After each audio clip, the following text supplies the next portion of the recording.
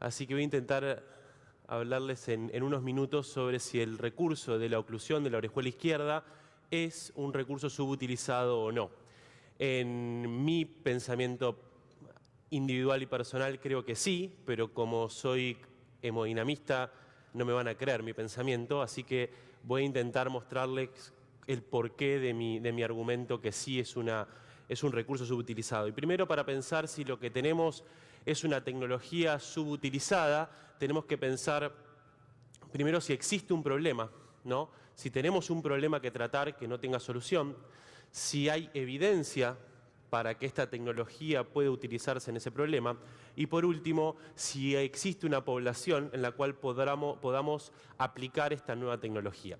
Entonces, primero, hablando un poquito del problema, cuál es el problema al cual nos exponemos, tenemos que tener en cuenta que aproximadamente 40% de los ACV isquémicos se relacionan a la fibrilación auricular, y que la fibrilación auricular es la arritmia más frecuente, ¿sí?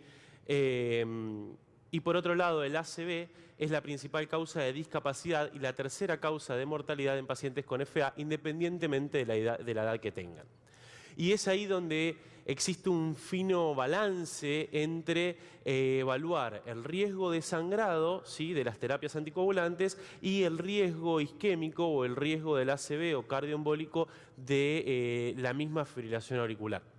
Y para valorar ese punto tenemos algunas herramientas clínicas donde el primer punto a evaluar es cuál es el riesgo cardioembólico o el riesgo isquémico de nuestro paciente. Habitualmente las guías le recomiendan la utilización del score CHA2-VASc. Entonces sabemos que aquellos pacientes que tienen un CHA2-VASc por encima de 2 tienen indicación de alguna terapia anticoagulante, ¿sí?, ya sea con antivitamina K o con nuevos anticoagulantes. Ahora bien, ahí está tapado porque es de lo que voy a hablar después. ¿Qué pasa en los pacientes que tienen alto riesgo de sangrado o que por algún motivo no pueden recibir estas drogas?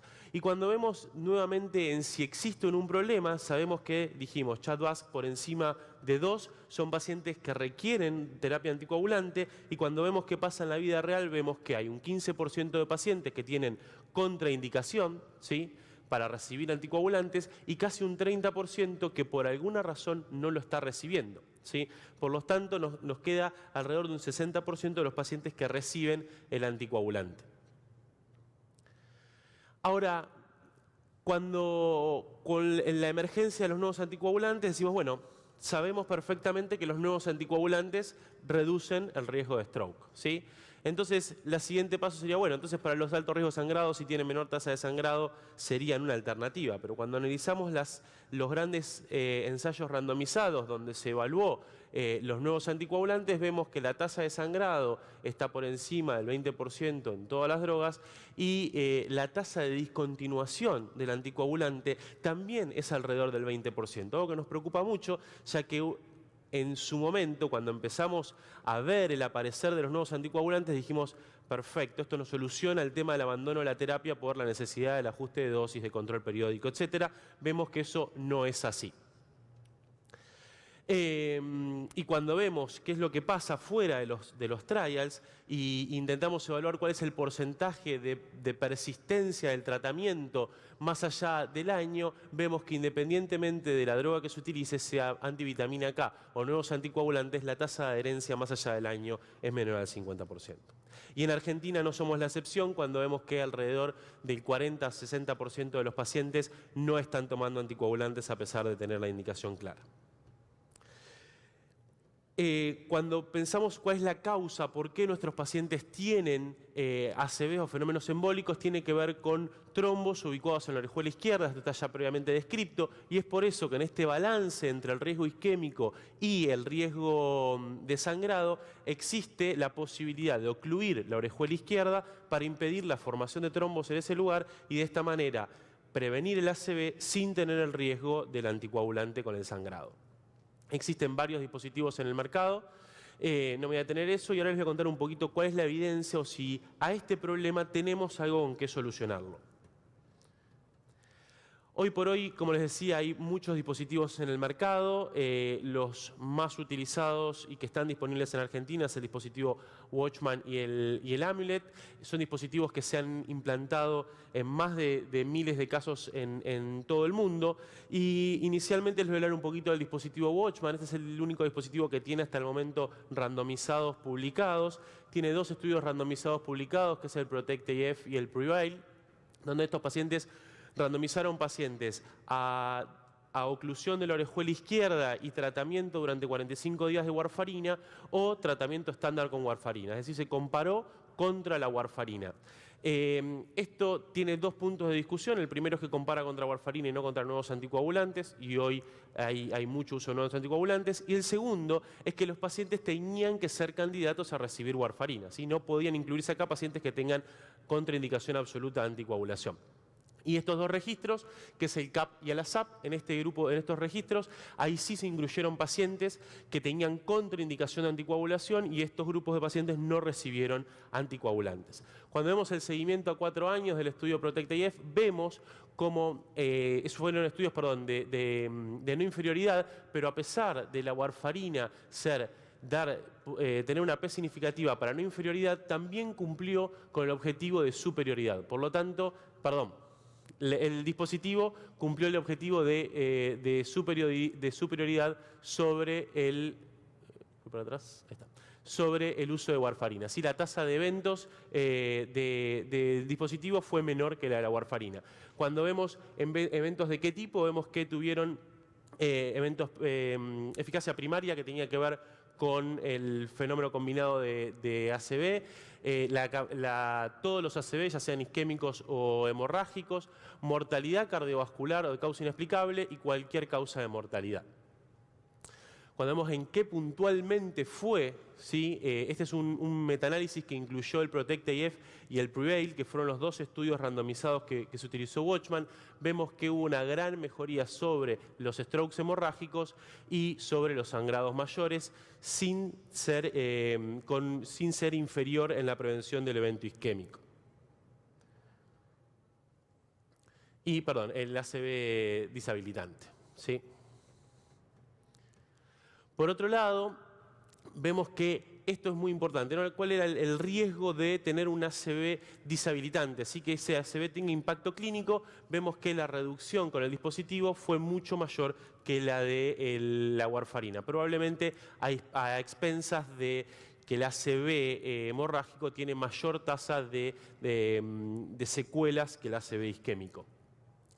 El CAP es un protocolo continuo de seguridad del dispositivo Watchman, donde vemos cómo la tasa de eventos adversos relacionados al dispositivo fue disminuyendo, ¿sí? A medida que se fue avanzando con la técnica y evolucionando sobre la técnica de implante. Como les decía, el ASAP es el primer registro que incluyó pacientes con contraindicación para la anticoagulación. En este grupo los pacientes no recibían anticoagulación, sino que recibían clopidogrel y aspirina.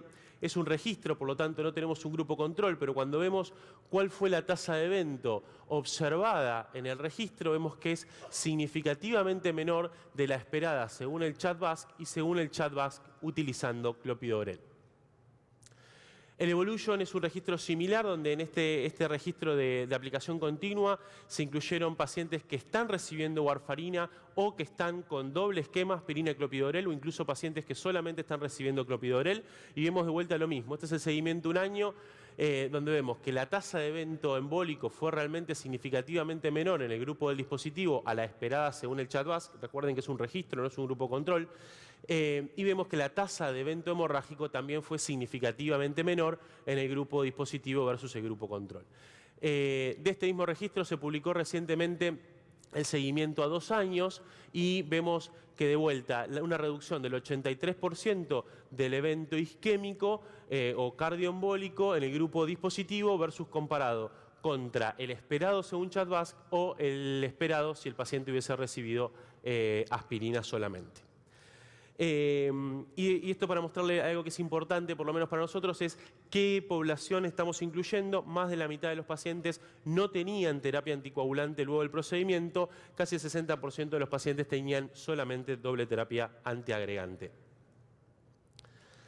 Con respecto al perfil de seguridad, como les decía, al correr de los años fuimos aprendiendo que este dispositivo fue evolucionando mucho y la tasa de complicaciones es realmente baja en la actualidad, siendo alrededor de menor del 3%.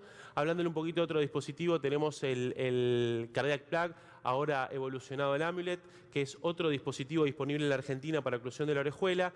Vemos que el motivo del implante principalmente tiene que ver con el alto riesgo de sangrado y con el sangrado mayor previo.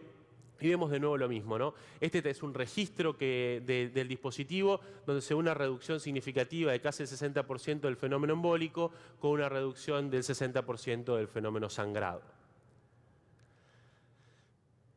Este es un registro europeo donde se evalúa principalmente la seguridad del dispositivo. Este de vuelta es con el Amulet, que es el dispositivo que es el otro dispositivo disponible en el mercado de la Argentina, donde vemos la muy baja tasa de eventos adversos, tanto relacionados al dispositivo como relacionados al procedimiento, de nuevo con una muy baja tasa de eventos, ¿sí?, comparada con la esperable según el CHADVAX. De nuevo, todos estos son registros, no hay grupos control, se compara contra la misma población con el predicho, y cuando vemos qué pasa con las drogas anticoagulantes o con el doble esquema antiagregante, vemos que la mayoría de los pacientes no está recibiendo anticoagulantes, sino que la mayoría de los pacientes reciben doble esquema antiagregante. Con respecto al tratamiento de estos gráficos que les mostraba, surge la opción que actualmente podemos tratar a los pacientes luego del implante, ya sea con Watchman o con Amulet o Cardiac Plug, con doble esquema antiagregante sin necesidad de recurrir a la anticoagulación por 45 días. Y por último, ver cuál es esta población. Básicamente esta población es aquellos pacientes que tienen contraindicación y evaluar a aquellos pacientes que por alguna razón no están recibiendo anticoagulantes, ya sea porque tienen alto riesgo de sangrado o bien porque son, por ejemplo, personales profesionalmente expuestos a alto riesgo de sangrado, y eso deberíamos pensarlo como una alternativa para la oclusión. Nosotros, como les contaba Fernando, en la clínica FA, de la cual formo parte, evaluamos unos criterios de cuáles pacientes debemos pensar para cerrarle la orejuela izquierda, y tiene que ver básicamente con aquellos pacientes que tienen el antecedente de sangrado o bien que tengan alto riesgo isquémico. Esta es la recomendación que existe ya en las guías europeas, y este año se hizo un focus update y de nuevo vuelven a poner indicación 2B de oclusión de la orejuela izquierda en aquellos pacientes que tienen alto riesgo de sangrado o que no pueden recibir terapia anticoagulante por largo plazo. Está desde el año, no me acuerdo ahora, pero creo que es 2013 o 2015, la indicación en la guía de la Sociedad Argentina de Cardiología. Y bueno, a modo de respuesta si es un recurso subutilizado o no, hice un jueguito matemático que puede resultarles interesante, ¿no? Donde si según la SAC la fibrilación auricular afecta al 1 a 2% de la población, somos 44 millones, seríamos 680.000 los pacientes con FA, 90% de ellos es no valvular, por lo tanto nos quedarían casi 600.000 pacientes. De estos, 70% más o menos según los reportes tienen CHADVAX por encima de 2, nos quedamos con 418.000 pacientes. Vamos a tomar solamente aquellos pacientes que tienen contraindicación de anticoagulación, más o menos un 15%. Tendríamos que haber cerrado o estar cerrando en Argentina alrededor de 62.000 pacientes, y eso no es lo que está sucediendo, así que sí, efectivamente creo que es un recurso subutilizado y que tenemos que tener en cuenta la oclusión de la orejuela izquierda como una alternativa terapéutica para pacientes con CHADVAX por encima de 2 y alto riesgo de sangrado. Muchas gracias.